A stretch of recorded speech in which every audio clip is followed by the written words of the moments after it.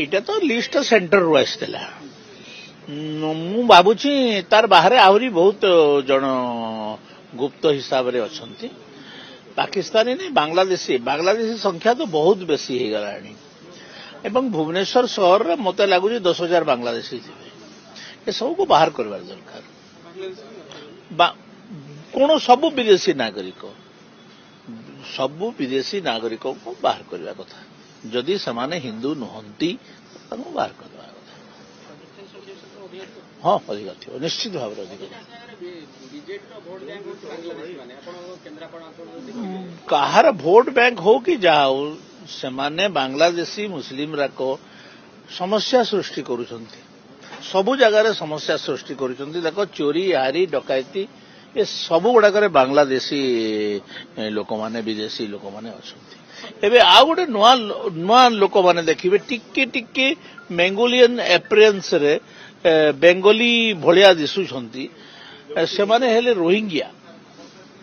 ସେ ରୋହିଙ୍ଗ୍ୟା ବି ଆସିଗଲେଣି। ଏମାନେ ବର୍ମାର ଏମାନଙ୍କୁ ବି ଆଇଡେଣ୍ଟିଫାଏ କରିବା କଥା। ଏମାନଙ୍କ ସଂଖ୍ୟା ବି କାଫି ହେଲାଣି। ଭୁବନେଶ୍ୱର ରେଲୱେ ଷ୍ଟେସନର ସାଇଡରେ ଦେଖ ନା, ଯେତେ ବାଂଲାଦେଶୀ ସମସ୍ତେ ହାଜର ହେଇଗଲେଣି। କୋଷ୍ଟାଲ ବେଲ୍ଟ ରାଜନଗର, କେନ୍ଦ୍ରାପଡ଼ା, ବାଲେଶ୍ୱର ସବୁଆଡେ ତ ବିଦେଶୀ ନାଗରିକ ମାନେ କାଫି ବିଦେଶୀ ନାଗରିକ। ସମ୍ବଲପୁରରେ ତ ଦିନକୁ ହଜାର 3ଟା ବସରେ ଆସୁଛନ୍ତି, ବାଡଉଛନ୍ତି ଲୋକମାନେ। ଏବେ ତ ଆମେ ଯଦି ଆମ ଜାଗାରେ ମାଇନରିଟି ହେଇଯିବୁ ଆସାମ ଭଳିଆ ବୋଲେ କଣ କରିପାରିବା। ତାପରେ ଆପଣ ଯୋଉ ପର୍ଯ୍ୟନ୍ତ 80% ଅଛନ୍ତି ଠିକ ଅଛନ୍ତି, 80ରୁ ଯଦି କମିଲେ ବୋଲେ ଆପଣ ହାଣ ଖାଇଯିବେ।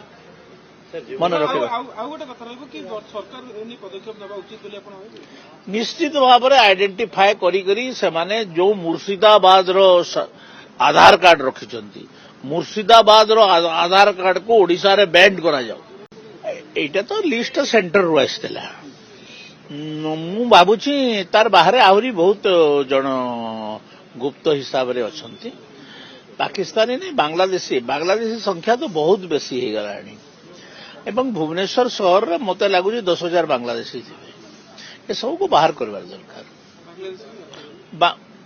କଣ ସବୁ ବିଦେଶୀ ନାଗରିକଙ୍କୁ ବାହାର କରିବା କଥା। ଯଦି ସେମାନେ ହିନ୍ଦୁ ନୁହନ୍ତି ତାଙ୍କୁ ବାହାର କରିଦେବା କଥା। ହଁ ଅଧିକ ଥିବ, ନିଶ୍ଚିତ ଭାବରେ ଅଧିକ। କାହାର ଭୋଟ ବ୍ୟାଙ୍କ ହଉ କି ଯାହା ହଉ, ସେମାନେ ବାଂଲାଦେଶୀ ମୁସଲିମରାକ ସମସ୍ୟା ସୃଷ୍ଟି କରୁଛନ୍ତି। ସବୁ ଜାଗାରେ ସମସ୍ୟା ସୃଷ୍ଟି କରୁଛନ୍ତି। ଦେଖ, ଚୋରି ହାରି ଡକାୟତି ଏ ସବୁ ଗୁଡାକରେ ବାଂଲାଦେଶୀ ଲୋକମାନେ ବିଦେଶୀ ଲୋକମାନେ ଅଛନ୍ତି।